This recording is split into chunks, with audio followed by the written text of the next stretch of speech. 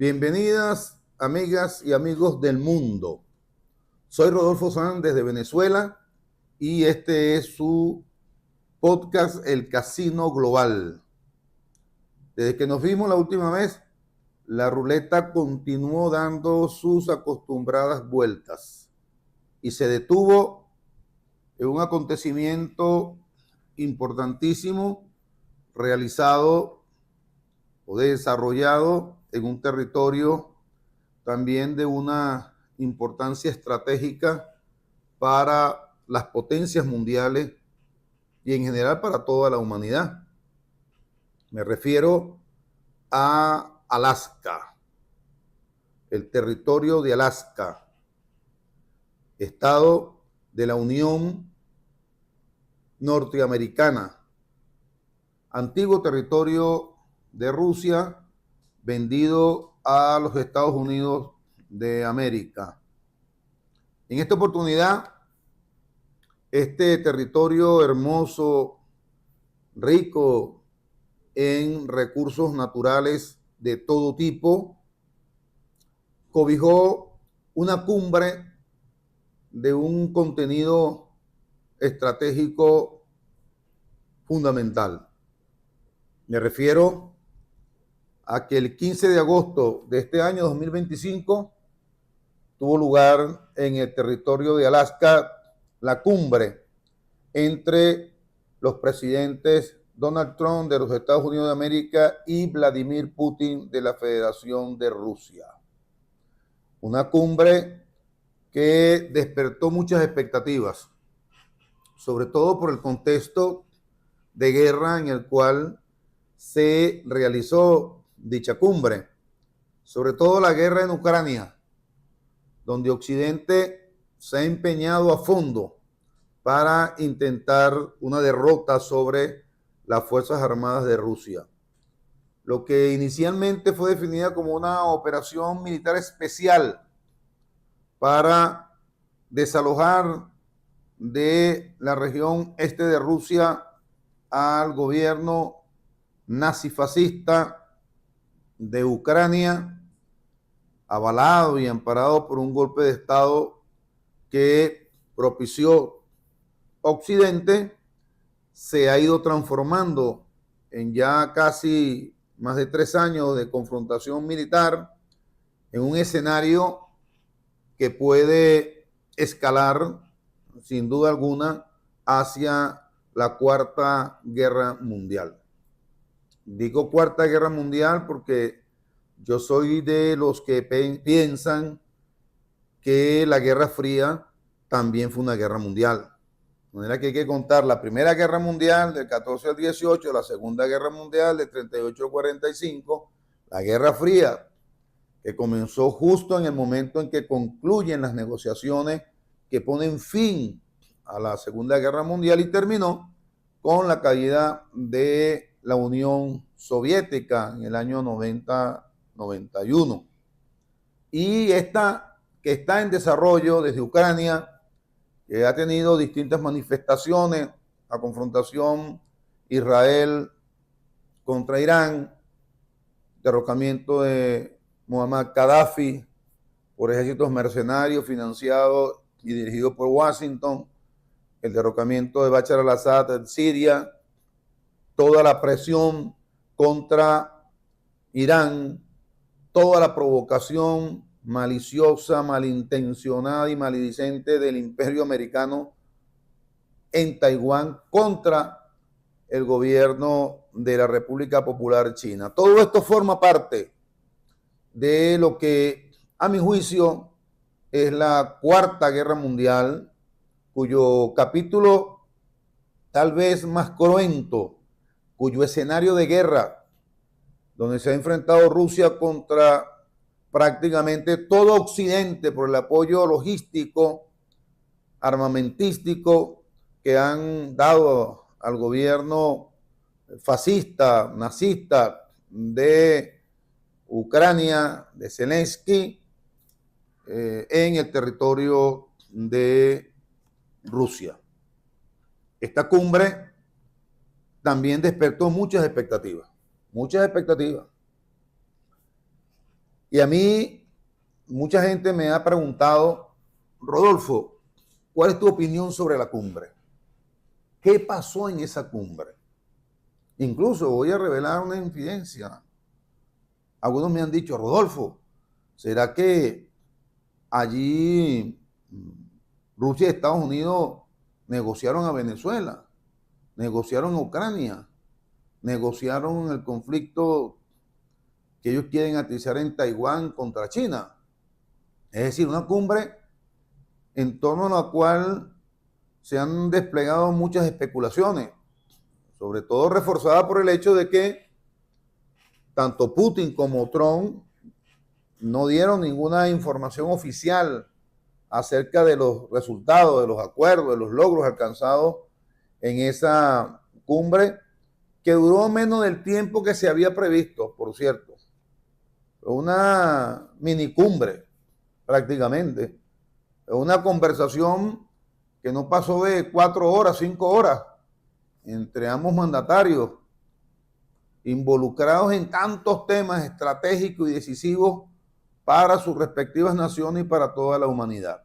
Con la intención entonces de despejar algunas dudas, de despejar una cierta incertidumbre que se ha tejido en torno a esta cumbre y de frenar algunas especulaciones, sobre todo de personas que se han dirigido personalmente para hacerme alguna consulta. Es por lo que quiero hacer algunos comentarios importantes sobre esta cumbre. Algunos compañeros dicen, ¿no será que se está conformando un conjunto de acuerdos similares a los que se aprobaron en Yalta, península de Crimea, en el año 45, en febrero del 45, o los acuerdos que ratificaron los anteriores y ampliaron,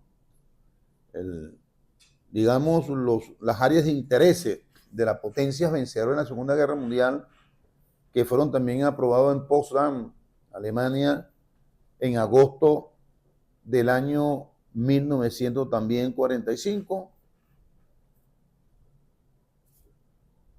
Algunos creen que ya ese acuerdo está en marcha, que no solamente por la cumbre de Alaska, sino por conversaciones privadas no reveladas, hablan de un nuevo Yalta o de un nuevo Potsdam. Es decir, al hablar de un nuevo Yalta y un nuevo Potsdam, se están refiriendo a un nuevo reparto del mundo, a una nueva definición de áreas de influencia donde las potencias pueden ejercer su dominación de una manera consensuada con el resto de las potencias. El problema es que, en primer lugar, el contexto en el cual se dieron los acuerdos de Yalta y Potsdam no es el contexto actual. Diferencias sustanciales, por lo que no debe hacerse un trasplante mecánico y creer que con esta cumbre de Alaska se está abriendo la posibilidad de que pronto esta situación global de preguerra, de precuarta guerra mundial, pueda frenarse mediante el acuerdo entre Rusia, Estados Unidos, y algunos incorporan allí también a China.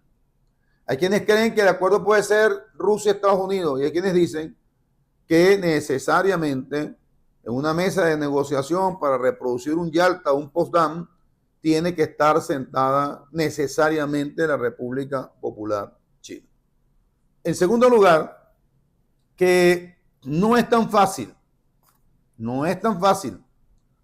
porque ya no son solamente los actores occidentales y Rusia, en aquel tiempo la Unión Soviética, los que tienen intereses globales, pero además los que tienen capacidad para incidir en el cambio de la situación global, trátese de la reconfiguración del orden mundial o de la creación de un nuevo orden mundial con nuevos ejes de dominio territorial, económico, geopolítico en el mundo.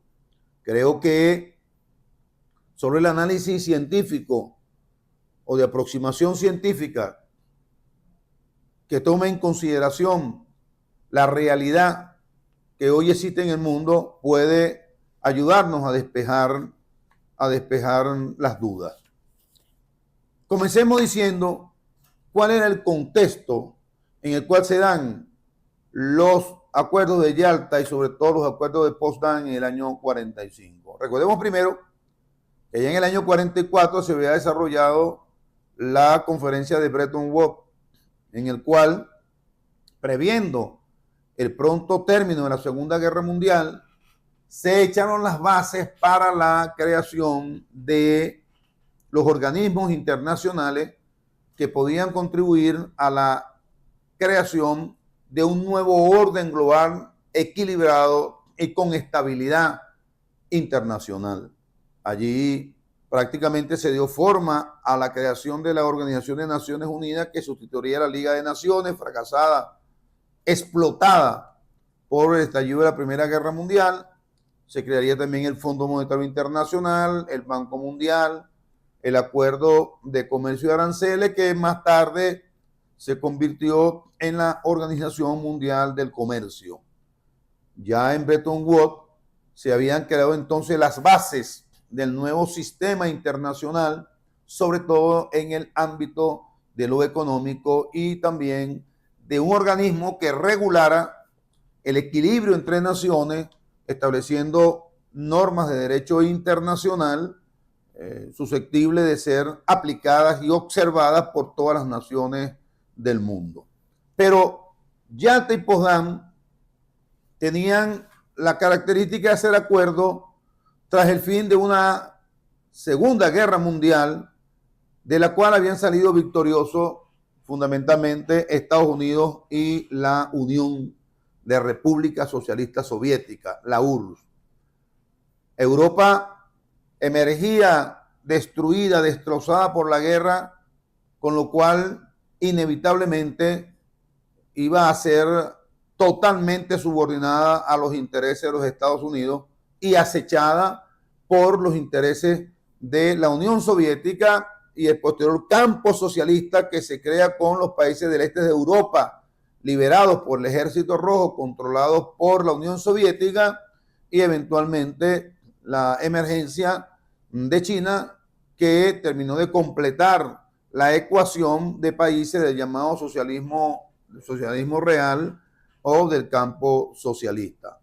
El ambiente económico que se prefiguraba en el mundo era el ambiente de una reconstrucción económica de Europa, donde desde luego la potencia, que no había sufrido ningún tipo de golpe extraordinario en su estructura económica, política y financiera, los Estados Unidos, iban a aparecer como el gran financiador de esa reconstrucción, verbigracia del Plan Marshall para la reconstrucción de Alemania, con lo cual Estados Unidos iba a pasar a ser la potencia de dominio financiero en todo el mundo, aportando los recursos en dólares. Para esa reconstrucción era fácil deducir que Estados Unidos se iba a convertir en la potencia hegemónica económicamente hablando de todo el mundo. Sumemos a esto que Estados Unidos había hecho aprobar el patrón oro, darle continuidad al patrón oro, dadas sus reservas de oro acumuladas, algunas que había expropiado a algunos países antes, como Alemania, le permitían tener una moneda fuerte con respaldo en oro a un precio de $35 la onza troy de oro, que es la medida que se utiliza en el mercado internacional de este metal. De forma que Europa, de alguna manera, y Estados Unidos iban a seguir siendo los centros fundamentales de la acumulación, de la inversión de capital, con la hegemonía de los Estados Unidos, bajo el esquema convertido en dogma, convertido en religión, de el libre mercado, de el surgimiento, además de los nuevos organismos que tendrían la misión de vigilar el desarrollo del libre mercado en todo el mundo como paradigma fundamental, convertido en religión económica de todo el hemisferio occidental. ¿Cuál es el contexto entonces de hoy? El contexto de hoy que genera el temor en algunos actores de que podamos estar frente a la reedición de los acuerdos similares a Yalta y a Potsdam, es similar al que emergió tras la culminación de la Segunda Guerra Mundial. Evidentemente no. Lo primero entonces es saber y tener certeza y claridad de que hoy el ambiente es distinto, hoy el contexto es distinto. Han pasado muchos años, pasado cerca de 80 años desde el final de la Segunda Guerra Mundial. El mundo ha cambiado de una manera impresionante y en este siglo XXI de una manera prácticamente hipersónica. Confluyen muchos factores en el mundo actual que lo hacen radicalmente distinto al mundo que teníamos nosotros en el año 1945. En primer lugar, el país que emergió victorioso y que condujo ese proceso de reconstrucción tras la Segunda Guerra Mundial, que fue Estados Unidos, está hoy en una severa crisis interna y una severa crisis externa. Estados Unidos no es la sombra de la economía que fue en los años de desarrollo de la posguerra en todo el mundo. Estados Unidos tiene una crisis interna de deslegitimación de su discurso democrático, de defensa de los derechos humanos, de la libertad mundial.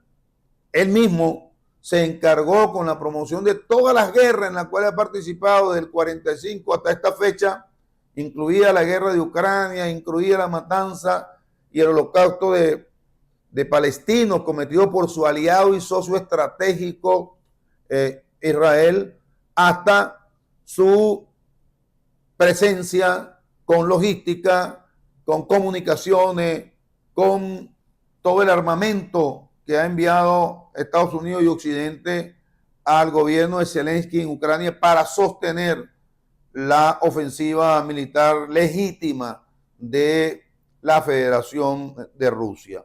Estados Unidos no es hoy el pilar fundamental de la economía y del financiamiento como lo fue durante los años de la posguerra. Es una economía maltrecha, es una economía endeudada, es una economía a punto de que estalle una crisis por la deuda, por el déficit comercial, por el déficit fiscal, y lejos de presentarse en el mundo como una potencia benevolente para la reconstrucción, hoy es un país que ha desatado una guerra económica brutal, una guerra arancelaria para intentar conjugar la crisis económica interna que tiene. En segundo lugar, el mundo ya no está polarizado como estuvo del año 45 hasta el momento, en el año 90-91, en que se derrumbó la Unión Soviética. El mundo, como ustedes saben, quedó dividido en dos polos, el polo capitalista occidental y el polo socialista de la Unión Soviética y Europa Oriental. Hoy, nuevos actores han hecho que el mundo se haya despolarizado. Han surgido un conjunto de bloques geopolíticos y económicos que han hecho del mundo un escenario de una enorme fragmentación del poder global. El poder global no está concentrado solamente en uno o dos países. El poder global se ha desconcentrado, se ha diseminado por varios países del mundo que han hecho acuerdos, han hecho alianzas para aumentar su capacidad y su presencia en el concierto internacional y jugar un papel importante en lo que pudiera ser la reconfiguración de un orden mundial, y esto es otro elemento que está prácticamente sumergido en un caos sistémico. Hoy, lejos de hablar de un orden mundial, debemos hablar en sentido estricto de un desorden mundial. El mundo hoy es un bochinche, pues. El mundo hoy es un desastre. El mundo no tiene orden hoy. Hay potencias que despuntan como probables nuevos hegemones del mundo, pero realmente el mundo es una entelequia, es un escenario de conflictos de toda índole, un escenario donde se desarrollan guerras abiertas militares, guerras abiertas tecnológicas, guerras silenciosas con los desarrollos científicos de las grandes potencias, nuevos actores como las élites económicas poderosísimas que no estuvieron presentes en la reconstrucción del mundo post Segunda Guerra Mundial, hoy tienen más influencia que Estados-naciones, hoy tienen más riqueza acumulada que un puñado, un grupo de Estados-naciones. De manera que, desde el punto de vista de los nuevos actores, de la crisis económica de quien emergió como el hegemón del final de la Segunda Guerra Mundial y con una crisis económica profunda, hay sin duda alguna una situación radicalmente distinta a la que existía cuando concluyó la Segunda Guerra Mundial. Unos organismos internacionales en crisis total. Una Organización de Naciones Unidas que no controla absolutamente a nadie, con un Consejo de Seguridad cuyo derecho a veto no funciona para nadie. Estados Unidos, su canciller, ha dicho recientemente que a esta nación le interesa muy poco o casi nada lo que diga la Organización de Naciones Unidas. Unas asambleas generales anuales que son un diálogo de gente que no se quiere escuchar. Una tribuna para hacer catarsis política, a veces con discursos realmente magistrales de algunos jefes de Estado, pero que no tiene conclusión vinculante absolutamente para ningún Estado. Un Fondo Monetario Internacional que ya no presta dinero a nadie, que no puede regular las crisis de los sectores externos de la economía ni corregir desequilibrio en balanza de pago a ninguna nación, que fue el propósito con el cual nació el Fondo Monetario Internacional, sencillamente porque terminó total y absolutamente desprestigiado por las políticas sugeridas en el consenso de Washington y por las corrientes neoliberales que extorsionaban a los países para tener derecho al crédito por parte del Fondo Monetario Internacional. Una organización del comercio mundial que es un parapeto, cascarón vacío, no regula absolutamente a nadie. Donald Trump se burla de quienes han denunciado en la OMC lo estrafalario que resulta la guerra arancelaria que ha desatado de manera unilateral contra todas las naciones bajo argumentos políticos, como cuando ha dicho que debe cobrar un arancel de 50% a los productos de Brasil porque ellos están enjuiciando o condenaron al presidente Bolsonaro por golpista, por conspirador en Brasil. Ninguna relación entre un juicio jurídico, como lo he venido diciendo yo, y unos aranceles que pechan la economía de una nación. Y un derecho internacional que ya no existe, totalmente anulado por el llamado derecho extraterritorial de los Estados Unidos de América, que imponen su voluntad desde el punto de vista jurídico a el resto de las naciones. Un derecho internacional anulado, pero que con las actuaciones del llamado geoderecho o el derecho extraterritorial de los Estados Unidos, anula también el derecho interno de las naciones. Este es el contexto de hoy. Este es el contexto de hoy. Este es el contexto de la cumbre de Alaska entre Donald Trump y Vladimir Putin.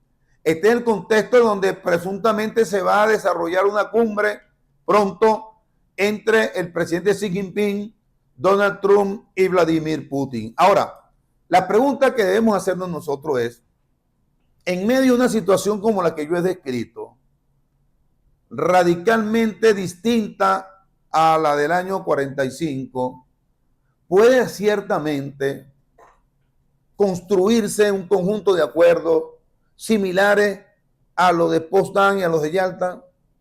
Puede ser la cumbre, pudo haber sido la cumbre de Alaska similar a Potsdam o a Yalta. Podrá ser la cumbre que está anunciada entre los presidentes que he mencionado en Beijing, realmente una posibilidad para que estas tres naciones llegaran a plantearse un conjunto de acuerdos en los cuales garanticen una redistribución del poder mundial. Y aquí entonces habría que formular una nueva pregunta. ¿Es posible realmente un nuevo reparto del mundo a tres?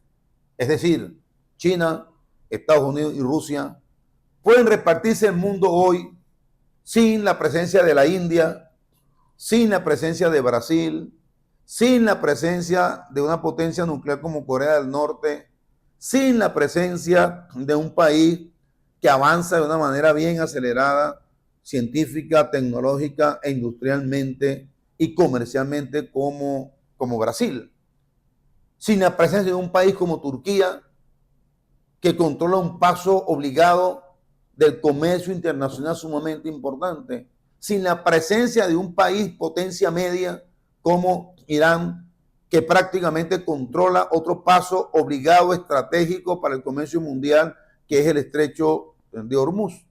¿Es posible entonces solo un reparto a tres sin el concurso del resto de los nuevos actores que han emergido en este mundo multipolar, en este mundo en el cual el poder se ha ido redistribuyendo en toda la geografía del globo terráqueo? ¿A quién convendría hoy? Es la tercera pregunta. ¿A quién convendría hoy un nuevo reparto del mundo? Un nuevo Yalta, un nuevo Potsdam. ¿A China le conviene hoy un acuerdo de reparto del mundo con Estados Unidos? ¿O a Rusia le conviene este acuerdo? Mi respuesta es no. Ni a China ni a Rusia le interesa hoy llegar a un acuerdo que implique un nuevo reparto del mundo con Estados Unidos de Norteamérica. China todavía tiene la necesidad de consolidar su desarrollo económico, científico, tecnológico en diversas áreas que le garanticen al 2030 y al 2050 ser una potencia con un ascenso y un desarrollo absolutamente irreversible. ¿Qué ganaría hoy China en un acuerdo con Estados Unidos y Rusia en un supuesto reparto del mundo? ¿Qué está dispuesto Estados Unidos a darle a China hoy? Que China no puede obtener por sus propios medios, con su propio desarrollo. Si creen que un nuevo acuerdo global a tres, incluido China, va a pasar por una negociación con Taiwán, yo creo que están haciendo los Estados Unidos o sus estrategas un mal cálculo. Para China no está en discusión el que Taiwán es parte del territorio inalienable de China. China, estoy seguro, no va a incorporar a Taiwán a ningún proceso de negociación global, porque estarían reconociendo que Taiwán no es parte del territorio de China. Y China lo ha dicho, hay una sola China y Taiwán es territorio inalienable, imprescriptible e intransferible de China. De forma que a China no le interesaría hoy un acuerdo con los Estados Unidos. China está ganando el juego global y en medio de ese avance que ha tenido China, un acuerdo tripartito, un acuerdo donde se excluyan los países que he mencionado, solo reducido a Estados Unidos y a Rusia, es muy improbable porque China no sumaría nada nuevo en ese acuerdo a su desarrollo como potencia global. En ese acuerdo, ¿qué va a aspirar Rusia? ¿Qué va a aspirar Estados Unidos? Seguramente en esta cumbre de Alaska, Putin y Trump hablaron sobre el Ártico. El Ártico, un territorio donde Rusia domina cerca del 24% del extenso territorio de unos 14 millones de kilómetros del océano Ártico, donde hay inmensas riquezas de hidrocarburos y de minerales estratégicos para el desarrollo industrial, tecnológico y científico. Pero controla más del 64% del litoral del Ártico.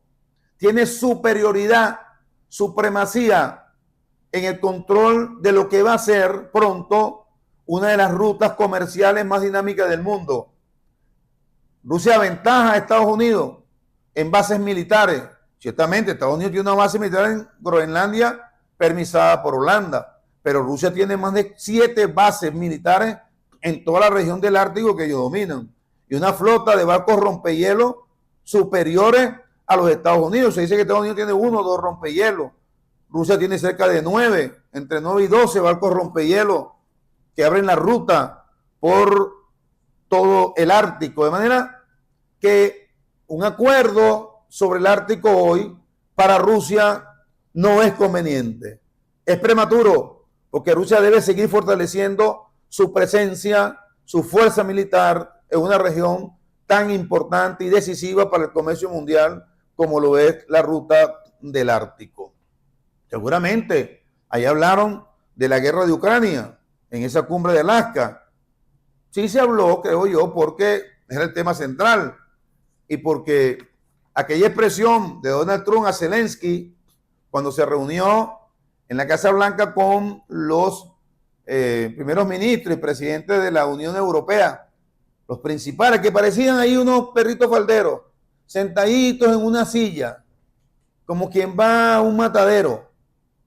Y entonces Donald Trump, cuando sale, le dice a Zelensky: mira, yo te aconsejo que negocies con ese hombre, así como habla Donald Trump, que negocies con Putin. Yo creo que a la chita callando le dijo: porque si no, ese hombre te puede borrar de la faz del planeta. Es lo mejor que tú puedes hacer, negociar con ese hombre. Sí, hablaron sobre Ucrania, pero no hubo un acuerdo. No hubo acuerdo para detener la guerra. Y tampoco creo que hubo acuerdo de ningún tipo en relación con Venezuela. Además, Venezuela no lo aceptaría. Además, no es el juego en que está inmiscuido el presidente Vladimir Putin. El presidente Vladimir Putin es un estratega, un estadista. A mí de verdad me ha sorprendido gratamente los últimos discursos del presidente Vladimir Putin. El del Foro de San Petersburgo, el del Foro de Valdai, la claridad conceptual, histórica, sobre la presencia de Rusia en el mundo, sobre sus legítimos intereses, sobre la necesidad de una reconfiguración de un orden mundial más justo, más equilibrado. De verdad que el presidente Vladimir Putin no es un hombre de negociaciones subterráneas, subalternas. No, para mí no. De modo que está descartado que en una eventual conversación sobre el tema de Venezuela en esa cumbre de Alaska se haya producido algún acuerdo para que Donald Trump movilizara, como lo hizo, todas las tropas que tiene hoy en Puerto Rico acechando a Venezuela y amenazando a Venezuela sobre pretexto de combatir el narcotráfico con una intervención militar directa para intentar el derrocamiento del gobierno del presidente Nicolás Maduro. Esto no pasó en esa cumbre. Así que con esto creo que le aquieto un poco el espíritu a algunos compañeros que hablan de que en esa cumbre Trump, Putin en Alaska pudo haber algún tipo de acuerdo en relación con lo que Estados Unidos pudiera hacer en Venezuela. Tan no hubo eso que a la semana el presidente Putin arreció sus ataques contra Kiev y voló, destruyó el edificio de la Unión Europea, lo cual generó el reclamo del presidente Macron y de otros primeros ministros de países europeos. Y evidentemente, al mismo tiempo, Estados Unidos despliega toda su capacidad naval y aérea en el Caribe para acechar a Venezuela. De manera que esta cumbre tal vez fue un ejercicio de calistenia de Putin y Donald Trump. Tal vez lo esencial de esa cumbre fue el mensaje que Vladimir Putin envió al fascista de Zelensky a través de Donald Trump, que salió muy preocupado de esa reunión. Vaya usted a saber que hablaron sobre el tema nuclear, sobre el despliegue de misiles de mediano y largo alcance de Rusia, apuntando ya a los Estados Unidos y apuntando a los países europeos con las expresiones que ha proferido el presidente Vladimir Putin contra Francia y contra Inglaterra, en el sentido de que sus armas nucleares borrarían de la faz de la tierra en media hora tanto al Reino Unido como a Francia. De modo que en esta cumbre es posible que se hayan tocado los temas que he señalado, pero ahí, queridos amigos y amigas, en mi percepción, no se tocaron los grandes temas de un supuesto acuerdo o preacuerdo para una nueva redistribución del mundo, para un nuevo Yalta o para un nuevo Potsdam. Yo creo que eso está totalmente descartado en el mediano plazo, porque ni a China ni a Rusia le interesan tirarle una tabla de salvamento a los Estados Unidos de América. Un Potsdam o un Yalta en estos tiempos significaría una bombona de oxígeno para un país que se está asfixiando. Implicaría crear las condiciones para que Estados Unidos siga siendo una potencia hegemónica en el mundo, pueda reconstruir su hegemonía. Sería de verdad nefasta para la humanidad que hoy se pudiera producir una reedición de Yalta o de Potsdam, para mí descartada, sin ninguna posibilidad incluso de que sea asomada por Rusia y por China, por lo menos hasta el año 2050, porque eso sería realmente, abriría realmente las posibilidades de una reoxigenación, de una recuperación de los Estados Unidos de América, para que puedan volver a desplegar su estrategia de dominación unipolar, de hegemonía unipolar en todo el mundo. Para mí, desde el punto de vista de la filosofía del presidente Xi Jinping y de la filosofía y la claridad geopolítica que ha mostrado el presidente Donald Trump, eso está totalmente descartado por ahora. De forma que creo que con este análisis, con estos comentarios, contribuyo a generar tranquilidad en un conjunto de compañeros que tenían una preocupación importante, razonable, unas dudas razonables acerca de lo que pudo haber surgido de los acuerdos tras bastidores que, según ellos, pudieron haberse alcanzado en esa cumbre de Alaska entre Donald Trump y Vladimir Putin. No hubo acuerdo estratégico, no hubo la posibilidad de una reedición de los acuerdos por Segunda Guerra Mundial, y por lo pronto sigue abierta la situación global que existía antes de esa cumbre. Un caos sistémico, una humanidad aproximándose a un conflicto global, a una cuarta guerra mundial, un imperio decadente que busca ansiosamente el control de lo que ellos denominan como su área vital, su área de influencia fundamental, que es la América Latina, Atlántica y Caribeña.